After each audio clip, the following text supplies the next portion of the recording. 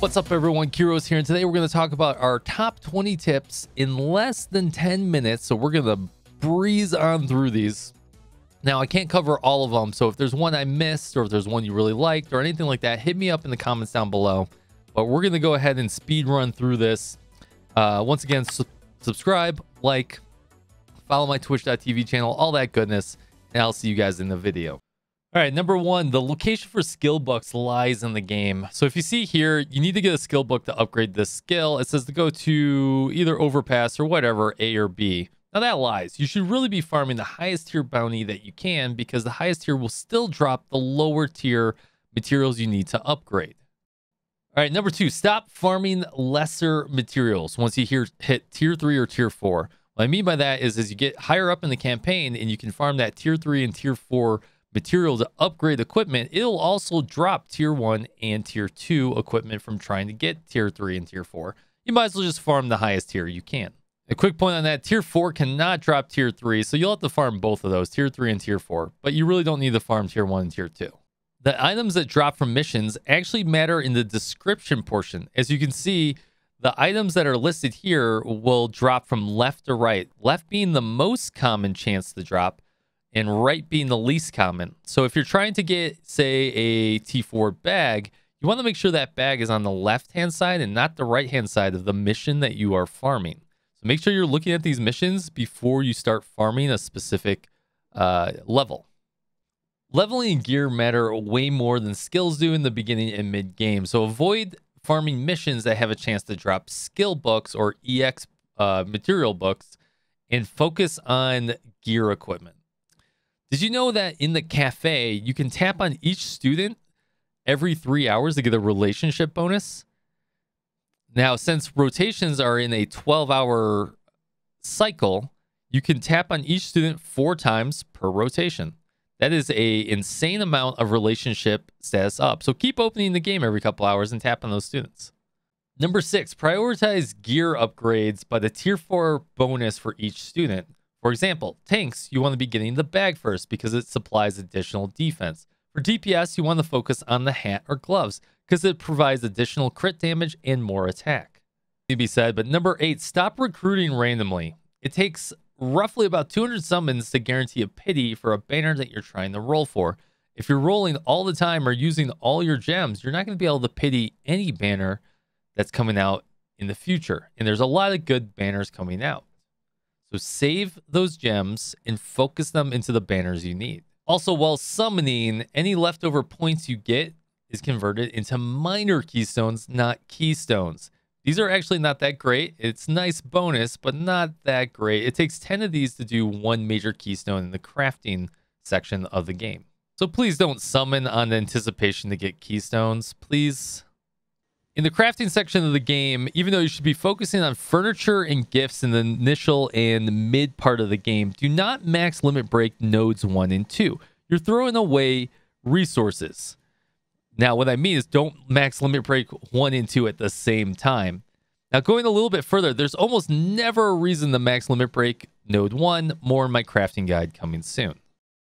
Even though the game slightly touches on the affinity bonus from terrain, so whether you like it, dislike it, or you're neutral to it, this is actually 5 different tiers instead of the 3 tiers it describes, as you can see on the screen above. In addition to that, terrain also affects block rate of students hiding behind cover. So students that like the terrain are going to block a lot more, lowering the amount of damage you take and lowering the healing needed to keep your team alive. Next tip is to be very wise with the Ligma in the shop. As you try and buy resources to upgrade your students, these resources actually scale in materials. For example, a 3-star unit doesn't take 100 Eligma to get 100 Eleth. It actually takes 300 Eligma to get 300 Eleth. So the resources that it costs to buy these tokens scale +1 every 20 you buy, capping out at a +5. So the more you buy, the more you spend. So sometimes it's better to upgrade some lower tier 1-star and 2 stars than it is to upgrade a 3-star. Stop snoozing on the secret tech sheet from the Total Assault shop inside the shop. Now, I'm stressing this again, even though I stressed it in my shop guide. These are very important from leveling sub skills from level 9 to 10 and maybe 8 to 9, but we'll find out once we get there. You should start hoarding these resources now, as you can only get 2 per rotation. Don't overspend your total assault tokens as raid bosses rotate. And what I mean by that is that since the current rotation of raid boss may be a team that you can down very hard mode on, the next version might be a mythic boss, which you have nothing to do there, and you can maybe only down hard mode. So I mean, you're going to get a lot less tokens. And since tokens don't go away, you can carry them over to the next rotation. So buy what you need, but be very careful on what you spend. Check my shop guide once again.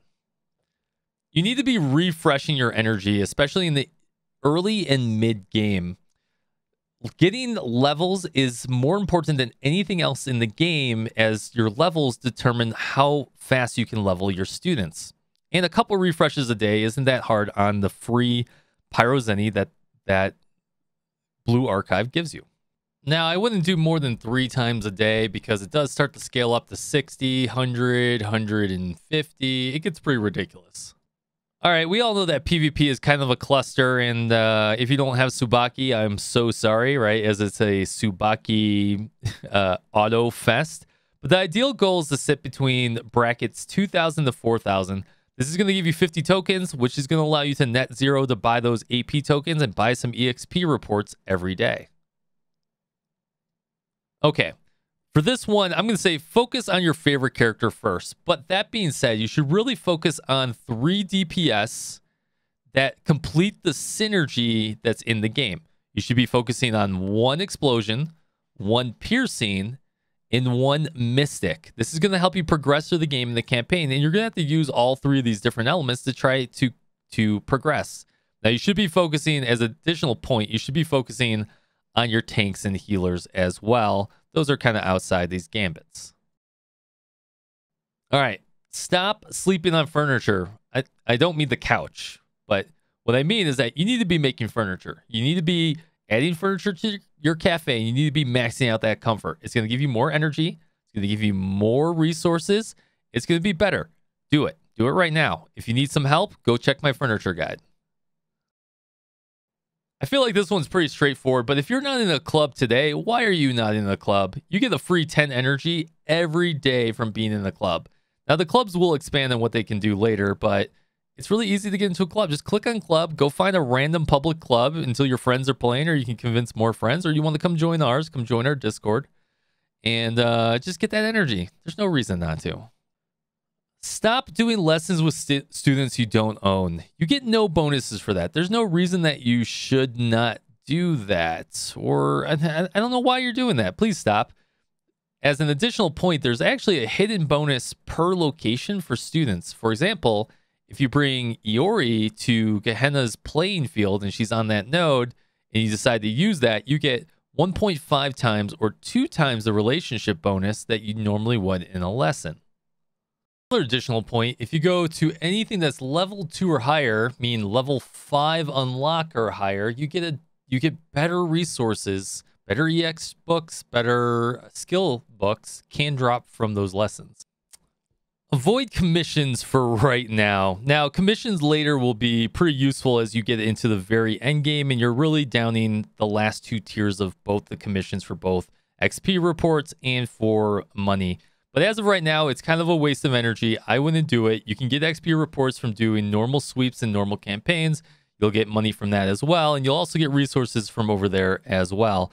Not worth the time, not worth the effort. You could try it out, but don't focus your energy there. All right, we did it in 8 minutes and 42 seconds. So cheers to that. Once again, like, subscribe, all that goodness. Thank you so much for hanging out. I'll see you guys on the next video.